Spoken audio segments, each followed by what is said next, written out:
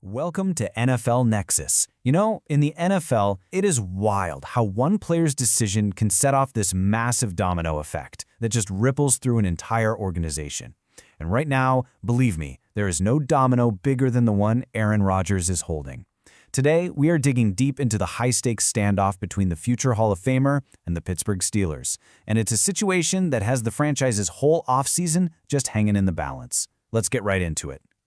All right, but before we really get into the thick of it, if this is your kind of thing, these deep dives into the biggest NFL stories, do me a huge favor and hit that subscribe button for NFL Nexus and give this explainer a like. It really does help us out a ton. And hey, drop your prediction in the comments. Does Rodgers actually end up back in black and gold? I want to hear what you think. And one more thing, a great way to support the channel is by grabbing one of our coloring books. They're perfect for the kids, grandkids, or even for you. The link is right down in the description. We'd really appreciate it. All right, so here's the game plan for today. First, we're going to look at how the Steelers even got to this point, this critical quarterback crossroads.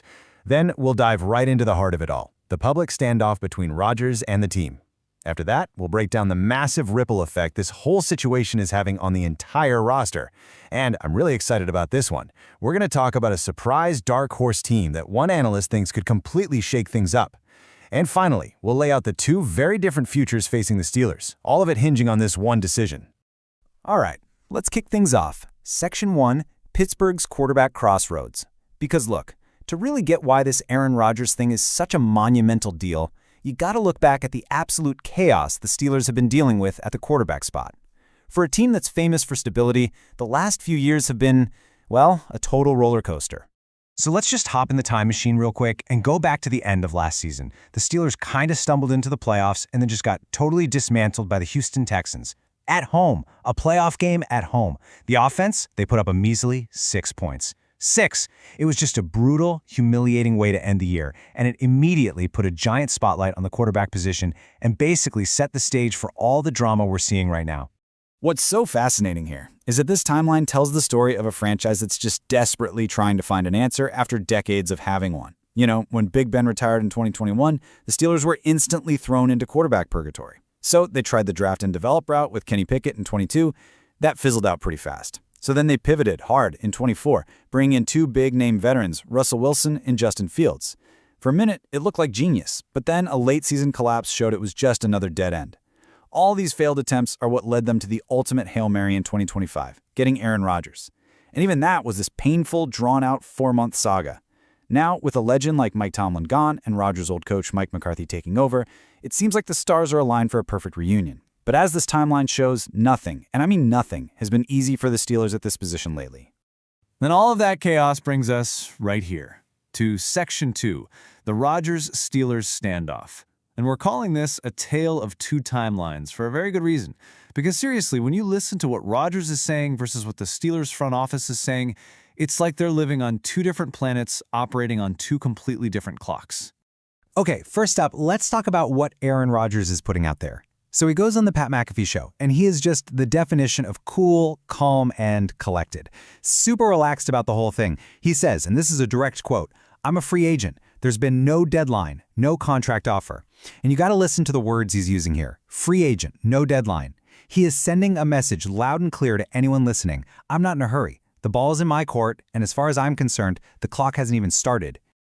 Okay, now let's flip the coin and listen to the Steelers GM Omar Khan. He's trying to play it cool, but man, you can just feel the anxiety coming through his words.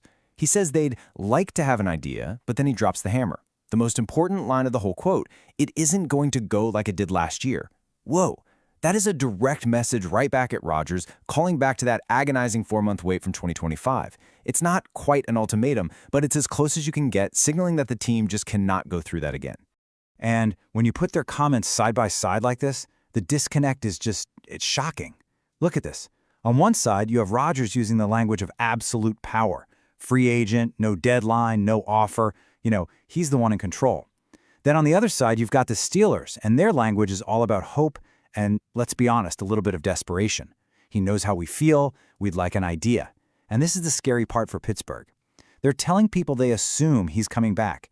They're trying to project confidence, but their whole offseason plan is basically built on a wish, while Rodgers is the one holding every single card. So this whole public chess match, it's not just for clicks and headlines. It is having a real measurable impact on how the Steelers can build their team for next season. Which leads us right into Section 3, the roster ripple effect. Because I promise you, this is about so much more than just one player's contract.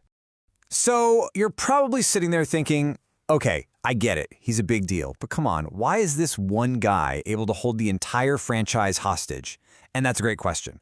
The answer is that it's a chain reaction. A whole line of dominoes all set up, just waiting for that first big one to fall. It all kicks off with the salary cap. That's the first and biggest domino. Without knowing what Rodgers' contract number is, or if he even has one, the Steelers are basically navigating in the dark.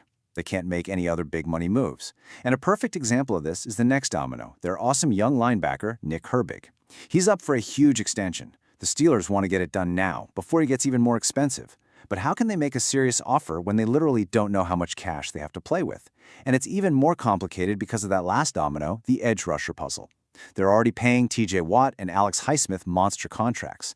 The big scary question is, can they even afford to keep all three of these guys? And you can't answer that question until you know what's happening with, you guessed it, Aaron Rodgers. And the team's philosophy on this is as clear as day. When GM Omar Khan was asked if they could really afford to keep Watt, Highsmith, and Herbig, his answer tells you everything you need to know. You can't ever have enough edge rushers. They don't see this as a problem. They see it as the foundation of a championship defense.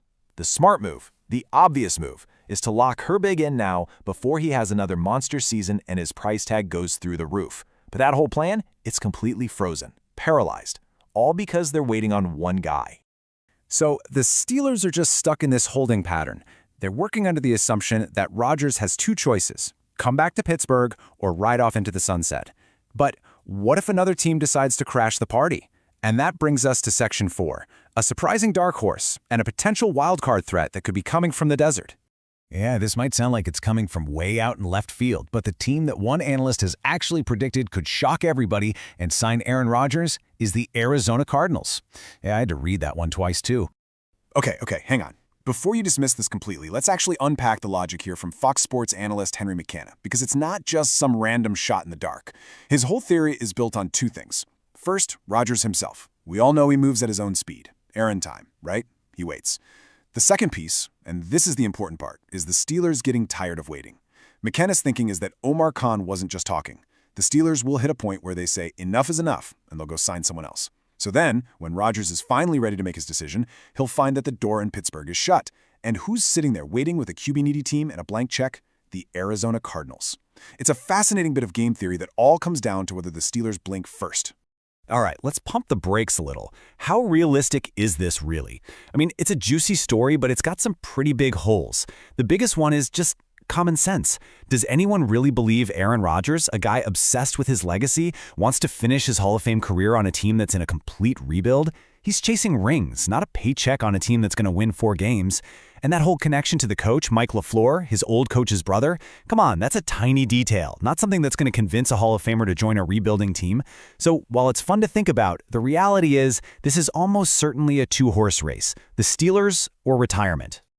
So if we push that Cardinals theory to the side, we are right back where we started, in the middle of this central drama. The Steelers are facing a decision that could alter the course of their franchise, and they don't even get to make it themselves. This brings us to our final section. 2 paths, 1 decision. The entire immediate future of the team is just hanging in the balance. And this right here, this slide sums it all up. The 2 completely different roads the Steelers are staring down. Path 1, Rodgers comes back.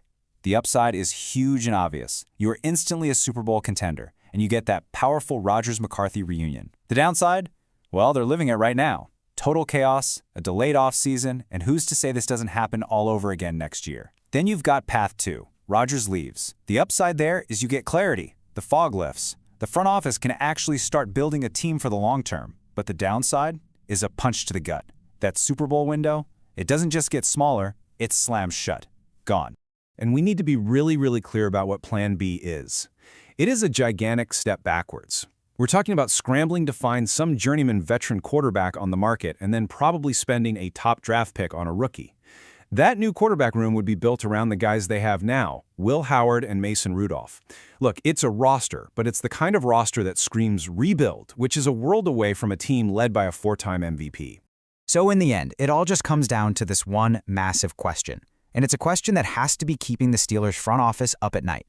Is handing over the keys to your entire offseason to one guy a necessary evil you have to pay to get a real shot at a championship?